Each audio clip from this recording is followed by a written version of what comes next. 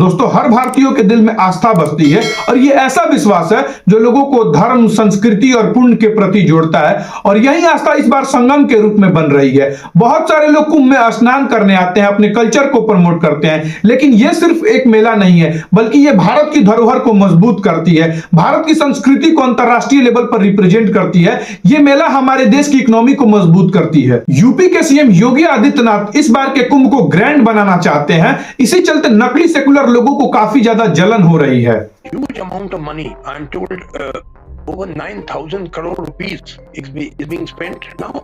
See, this is a secular country. Our constitution says it is secular. So public funds are not meant to be spent on promoting any religion. और बंगाल की CM Mamata Banerjee को इस बात से problem है कि कुंभ में सरकार इतना पैसा क्यों खर्च कर रही है।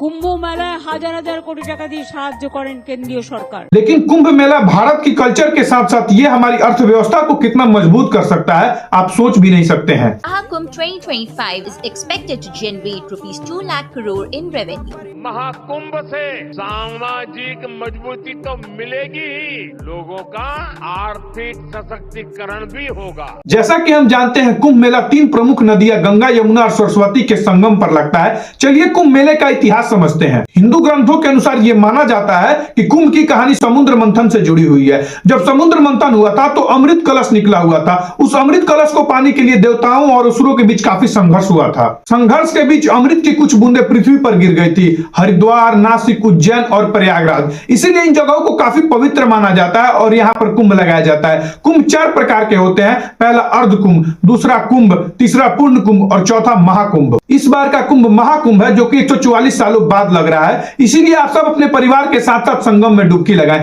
कुंभ मेला प्रयागराज के अलावा उज्जैन, नासिक और हरिद्वार में भी लगता है। यह मेला हर 12 साल में लगता है। इसके लिए इन चारों जगहों को बारी बारी चुना जाता है। क्योंकि महाकुंभ 144 सालों बाद लगता है, इसीलिए इसे खास माना जाता है। यह तो रही कुंभ की इतिहास, लेकिन आप समझते हैं कि कुंभ मेले से हमारी अर्थव्यवस्था को क्या फायदा। यूपी गवर्नमेंट ने मात्र 45 दिनों के लिए 5,500 करोड़ का बजट बनाया है। आसान भाषा में इसे समझे तो लगभग 120 करोड़ रुपए पर डे। इसके अलावा भारत सरकार ने कुंभ मेला के लिए 2100 करोड़ रुपए दिए हैं। और ऐसा भी नहीं है कि केवल यहां पैसे खर्च हो रहे हैं। अनुमान है कि केवल यूपी गवर्नमेंट को लगभग 20,000 से 25,000 करोड़ का फायदा होने वाला है और पूरे भारत की इकोनॉमी 2-3 लाख करोड़ से बढ़ेगी। हजारों लोगों को रोजगार मिलेगा। बड़ी बड़ी कंपनियां एडवर्टाइजमेंट के लिए लगभग 3,000 करोड़ रुपए खर्च करेगी। मेरा मानना यह है कि कुंभ से अच्छा कोई एडवर्टाइजमेंट के लिए जगह ही नहीं हो सकती, क्योंकि जहां पर लोग होते हैं वहीं पर एडवर्टाइजमेंट की जाती है। और अनुमान है कि इस बार के कुंभ में लोगों का जनसैलाब आने वाला है। इकोनॉमी इंपैक्ट को समझने के लिए मैं आपको कुछ समय पहले ले जाना चाहता हूं।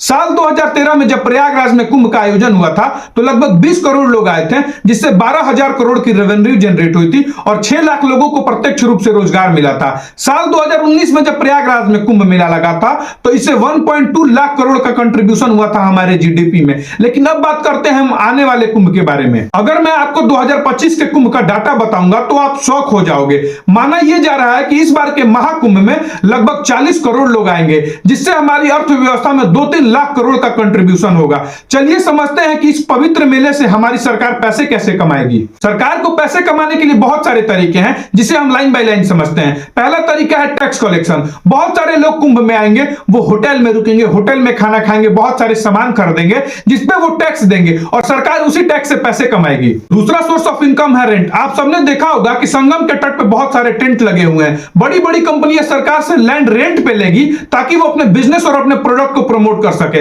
इस सबसे भी सरकार मोटा पैसा छापेगी। तीसरा तरीका है सर्विस चार्ज। इस बार के महाकुंभ में इंडियन रेलवे ने लगभग 3,000 से भी ज्यादा ट्रेन केवल कुंभ में चला रही है। सरकार ट्रांसपोर्ट सर्विस से भी काफी पैसे कमाएगी, क्योंकि लोग बस से आएंगे, ट्रेन से आएंगे, प्लेन से आएंगे और जो लोग अपनी गाड़ी से आएंगे वो लोग सरकार को पार्किंग फीस देंगे। इससे सरकार मोटा पैसा छापेगी। और चौथा तरीका है टूरिस्ट रेवेन्यू। बहुत सारे हिंदू भारत के अलावा दुनिया के दूसरे देश में रहते हैं, वो लोग कुंभ में स्नान करने के लिए जरूर आएंगे, क्योंकि ये हिंदुओं के लिए एक बड़ा पर्व है। और जो लोग कुंभ में स्नान करने के लिए आएंगे वो अयोध्या राम मंदिर तो जरूर जाएंगे, काशी विश्वनाथ कॉरिडोर तो जरूर जाएंगे, कृष्ण जन्मभूमि मथुरा तो जरूर जाएंगे। आप लोग खुद सोचो कि जो लोग बाहर से केवल कुंभ नहाने आ रहे हैं, क्या वो लोग राम मंदिर नहीं जाएंगे? क्या वो लोग काशी विश्वनाथ कॉरिडोर नहीं जाएंगे? ऑफ कोर्स जाएंगे।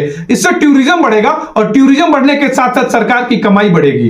और पांचवा तरीका है सरकार परमिट और लाइसेंस के जरिए पैसे कमाएगी। आप सबको पता है कि कुछ बड़ी बड़ी दुकानें लगेंगी, बड़ी बड़ी कंपनियां अपना एडवर्टाइजमेंट के लिए अपना वहां पर टेंट लगाएंगी, तो वो लोग सरकार से लाइसेंस और परमिट मांगेंगी और सरकार परमिट देने के लिए ऑफकोर्सली पैसे चार्ज करेगी। ये तो सरकार का इनकम का सोर्स हुआ। अब हम रोजगार की भी बात कर लेते हैं। जैसा कि आपको पता है कि इस बार के महाकुंभ में 40 करोड़ लोगों के आने का अनुमान लगाया जा रहा है। एक लोग मात्र 1000 रुपए भी खर्च करते हैं तो टोटल खर्च लगभग 4000 करोड़ रुपए होगी, जो कि डायरेक्ट रूप से वहां रोजगार क्रिएट करेगी। माना यह जा रहा है कि वहां के दुकानदार जितने 6-7 महीने में पैसे कमाते हैं वो मात्र 45 दिन में उतना पैसा कमा लेंगे। जो लोग कुछ समय पहले मंदिर का विरोध कर रहे थे, अब वही लोग कुंभ में दुकान लगाने के लिए तरस रहे हैं। आप सबको पता है कि जब प्रभु श्री राम का मंदिर बन रहा था तो बहुत सारे लोग और कुछ नेता कह रहे थे कि मंदिर बनाने से रोजगार थोड़े क्रिएट होगा। उन लोगों और उन नेताओं से मैं कहना चाहता हूं कि तुम सब अयोध्या जाके देख सकते हो कि कितने लोगों को रोजगार मिला है। उसके बाद भी हमारे देश के कुछ नकली सेकुलर बनने वाले लोग कह रहे हैं कि सरकार कुंभ मेले में पैसे बर्बाद कर रही है। कुंभ मेले में पैसे बर्बाद करने की क्या जरूरत है? उन लोगों से मैं पूछना चाहता हूं कि सरकार ने कुंभ मेले में मात्र 5000 करोड़ रुपए इन्वेस्ट किया है और अनुमान है कि सरकार लगभग 25000 करोड़ रुपए कमा लेगी, तो यहां पर पैसे की बर्बादी हो रही है। लेकिन जब वही सरकार हज यात्रियों को सब्सिडी देती है जिससे सरकार को एक भी रुपए की कमाई नहीं होती है, तो वहां पर पैसे की बर्बादी नहीं होती है। बस ये है इनकी हिंदू विरोधी की मानसिकता और इनकी हिंदू विरोधी की राजनीति, जिसे हमें समझना होगा। अगर हमारा प्रयास अच्छा लगा हो तो आप इस वीडियो को एक लाइक और चैनल को सब्सक्राइब कीजिए। आपके एक सब्सक्राइब करने से हमें आपके लिए और वैल्यूएबल कंटेंट बनाने का मोटिवेशन मिलता है। तब तक के लिए जय हिंद, जय भारत, धन्यवाद।